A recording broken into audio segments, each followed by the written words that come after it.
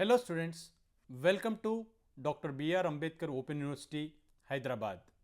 ఈరోజు మనం BA sociology మొదటి సంవత్సరం మొదటి సెమిస్టర్లోని అంశాలను చర్చిస్తున్నాం. అందులో ముఖ్యంగా సమాజ శాస్త్రం దాని యొక్క స్వభావం అనే ఒక పాఠ్యాంశాన్ని చర్చిస్తున్నాం. ముఖ్యంగా అసలు శాస్త్రం అంటే ఏమిటి, అసలు శాస్త్రం యొక్క పరిధి ఏమిటి, శాస్త్రం అంటే ఎటువంటి స్వభావం కలిగి ఉంటుంది అనే విషయాన్ని మనం చర్చిద్దాం. ఏదైనా ఒక విషయాన్ని, దృగ్విషయాన్ని కావచ్చు, లేదంటే ఏదైనా ఒక విషయాన్ని కావచ్చు, ఒక క్రమ పద్ధతిలో, ఒక నిష్పక్షపాతంగా, వాస్తవాల ఆధారంగా అధ్యయనం చేస్తున్నటువంటి దాన్నే మనం శాస్త్రం అంటాం. మరి ఈ శాస్త్రానికి కొన్ని లక్షణాలు ఉంటాయి. ఏంటి ఆ లక్షణాలు అంటే, ఒక క్రమబద్ధమైనటువంటి పరిశీలనలు చేయాలి, ఒక సిస్టమేటిక్ అప్రోచ్ ఉండాలి. కేవలం ఊహలతో కాకుండా కళ్ళారా చూసి గమనించి ఆ సమాచారాన్ని మనం సేకరించాలి. అయితే అది శాస్త్రం అనబడుతుంది అంటే కనుక ఒక క్రమబద్ధమైనటువంటి పరిశీలన ఉండాలి. ఇక రెండవ విషయం ఏంటంటే నిష్పక్షపాతిక, అంటే ఆబ్జెక్టివిటీ ఉండాలి.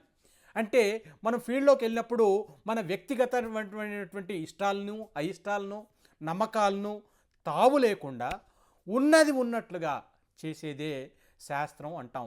అంటే ఏదైనా ఒక శాస్త్రానికి నిష్పక్షపాత ఉండాలి. ఇక మూడవది ఏమిటంటే పరిశీలనాత్మకత. అంటే ఏమిటి, మనం ఇంగ్లీష్లోనైతే ఎంపిరికల్ స్టడీ అని, ఎంపీరిసిజం అంటాం. అంటే ఆ వ్యవస్థను కానీ ఆ అంశాన్ని కానీ నిరూపించడానికి బలమైనటువంటి ఆధారాలు ఉండాలి. అంటే శాస్త్రానికి ఈ బలమైనటువంటి ఆధారాలు ఉంటాయి అనే విషయాన్ని మనం తెలుసుకోవాలి. ఇక మూడవది ఏమిటంటే కారణకార్య సంబంధం. అంటే ఇంగ్లీష్లోనైతే మనం ఏమంటామంటే కాజ్ అండ్ ఎఫెక్ట్ రిలేషన్షిప్ అంటాం. ఒక సంఘటన జరగడానికి గల కారణాలు కావచ్చు, ఖచ్చితమైనటువంటి కారణాలు ఉండాలి. ఉన్నప్పుడు మాత్రమే దాన్ని మనం శాస్త్రం అంటాం. మరి ఇంకొకటి ఏమిటంటే కనుక పునరావృతం అయినటువంటి, అంటే ప్రెడిక్టబిలిటీ. ఒక పరిస్థితిలో ఒక ప్రయోగం జరిగితే మళ్ళీ కూడా ఒకే ఫలితం రావటం, భవిష్యత్తులో కూడా అంచనా వేయగలగటం అండ్ ఇలాంటి అంశాలు ఉండాలి. ఇవన్నీ కూడా ఒక శాస్త్రానికి ఉండవలసినటువంటి లక్షణాలు అనే విషయాన్ని మనం తెలుసుకోవాలి. మరి ఇప్పుడు మనకు చర్చకు వచ్చే విషయం ఏంటంటే సమాజ శాస్త్రం కూడా ఒక శాస్త్రమా, ఒక సైన్సా అనే విషయం చర్చకు వస్తుంది. అయితే సమాజ శాస్త్రం ఖచ్చితంగా మనం బలంగా చెప్పొచ్చు, ఇది ఒక శాస్త్రమే. ఎందుకంటే దీనికి సంబంధించినటువంటి సమాజ శాస్త్రానికి సంబంధించినటువంటి అంశాలన్నిటి కూడా మనం ఖచ్చితమైనటువంటి ఆధారాలతో మనం పరిశీలించడం జరుగుతుంది. సమాజ శాస్త్రానికి పితామహుడు అయినటువంటి అగస్ట్ కామ్టే ఏమంటాడంటే దీన్ని సోషల్ ఫిజిక్స్ అంటాడు. అంటే సామాజిక భౌతిక శాస్త్రం అని కూడా అంటాడు. అంటే భౌతిక విషయాలు అధ్యయనం చేయడానికి, లేకుంటే ఏ విధంగా ఫిజిక్స్ దోహదపడుతుందో సమాజంలో ఉన్నటువంటి వ్యక్తులు కావచ్చు, సమాజంలో ఉన్నటువంటి ఇన్స్టిట్యూషన్స్ కావచ్చు, లేకుంటే సమాజంలో ఉన్నటువంటి సమూహాలన్నిటిని కూడా అధ్యయనం చేయడానికి అధ్యయనం చేయగలిగే శాస్త్రమే సమాజ శాస్త్రం అని కూడా అనటం జరుగుతుంది. అయితే శాస్త్రీయ అధ్యయనం అంటున్నాం. అంటే ఏదైనా ఒక అంశాన్ని శాస్త్రం అనాలంటే దానికి ఒక శాస్త్రీయ పద్ధతి ఉండాలి. అంటే సమాజ శాస్త్రాన్ని కూడా అధ్యయనం చేయడానికి శాస్త్రీయ పద్ధతులను వాడటం జరుగుతుంది. ఇక రెండవ విషయం ఏంటంటే వాస్తవిక దృక్పథం. అంటే సమాజ శాస్త్రం నేరుగా మనిషిపై ప్రయోగశాలలో ప్రయోగం చేయదు, కానీ మానవుని సామాజిక ప్రవర్తన సమాజంలో కానీ, లేకుంటే ఒక కులంలో కానీ, లేకుంటే ఒక కుటుంబంలో కానీ ఏ విధంగా ప్రవర్తన ఉంటుంది, ఈ సామాజిక దృగ్విషయాలను సమాజ శాస్త్రం పద్ధతిలో వాస్తవికంగా, అంటే రియలిస్టిక్గా ఏ విధంగా ఉంటే ఆ విధంగానే అధ్యయనం చేయటం జరుగుద్ది. అంతేకాకుండా సమాజ శాస్త్ర పరిశోధన పద్ధతులు, అంటే సమాజ శాస్త్రంలో అధ్యయనంలో అనేక పద్ధతులను మనం వాడటం జరుగుతుంది.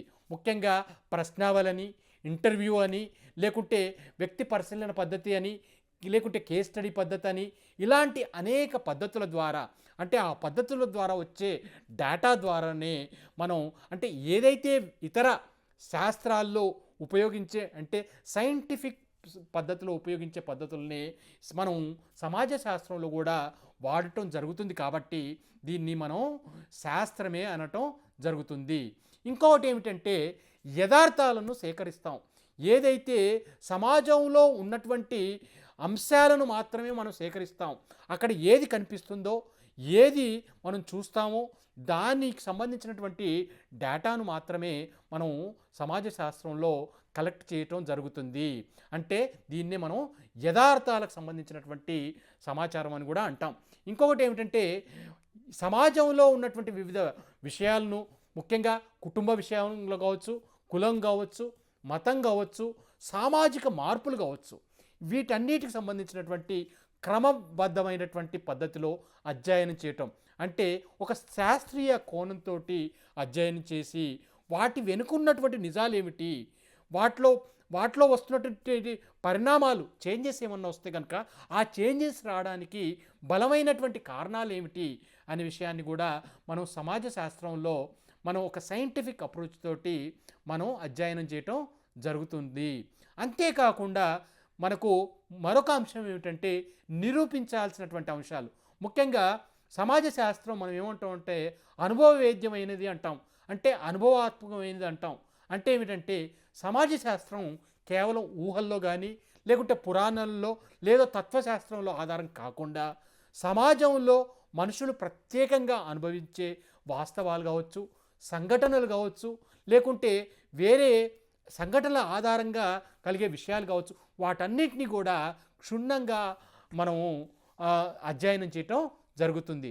ముఖ్యంగా సమాజ శాస్త్రంలో మనం ఫీల్డ్ స్టడీకి వెళ్ళినప్పుడు కానీ, లేకుంటే చూసినప్పుడు కానీ అబ్జర్వేషన్ మెథడ్, లేకుంటే ఫీల్డ్ వర్క్ మెథడు, లేకుంటే డేటాను కలెక్ట్ చేసి అనాలిసిస్ చేయటం కూడా జరుగుతూ ఉంటుంది.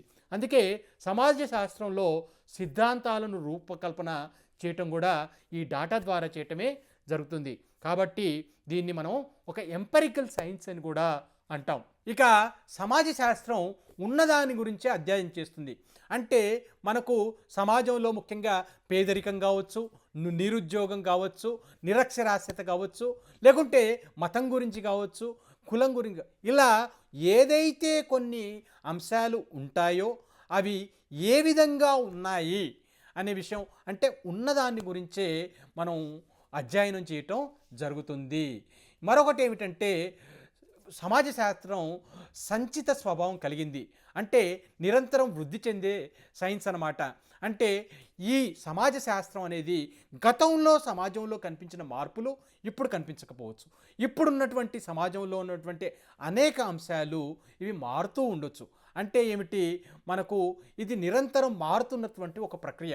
కాబట్టి మనం ఈ వృద్ధి చెందే అంశాలన్నింటినీ కూడా, సిద్ధాంతాలన్నింటినీ కూడా ఒక రోజులోనో లేదా ఒక పరిశోధనతో ముగిసిపోవు.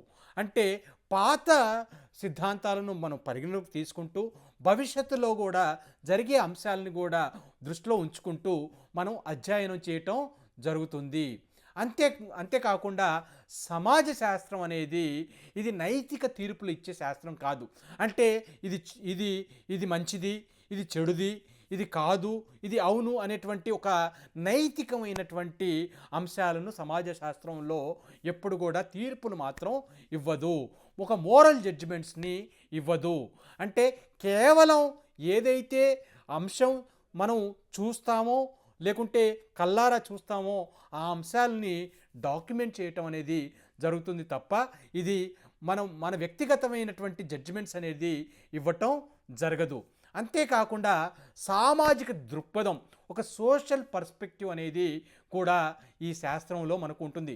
సామాజిక దృక్పథం అంటే సమాజాన్ని లేదా మన చుట్టూ జరిగేటటువంటి సంఘటనలను సాధారణంగా మనం కాకుండా ఒక సామాన్యమైనటువంటి మనిషిలా కాకుండా, వ్యక్తిలా కాకుండా ఒక సోషల్ ఫెనామినా, సోషల్ పర్స్పెక్టివ్ ద్వారా మనం పరిశీలించటం అనేది జరుగుతూ ఉంటుంది. అయితే ముఖ్యంగా మనం తెలుసుకోవాల్సింది ఏమిటి అంటే కనుక సోషియాలజీ అనే ఒక subject, it is a science, it is proven science.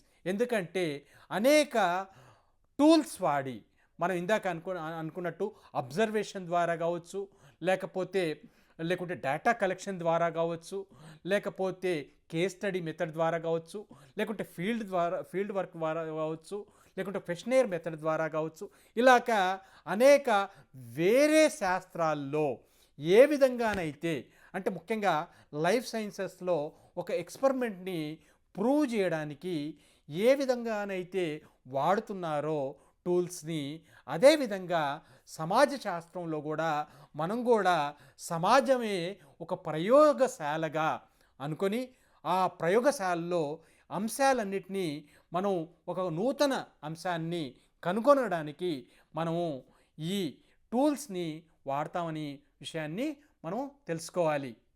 Thank you.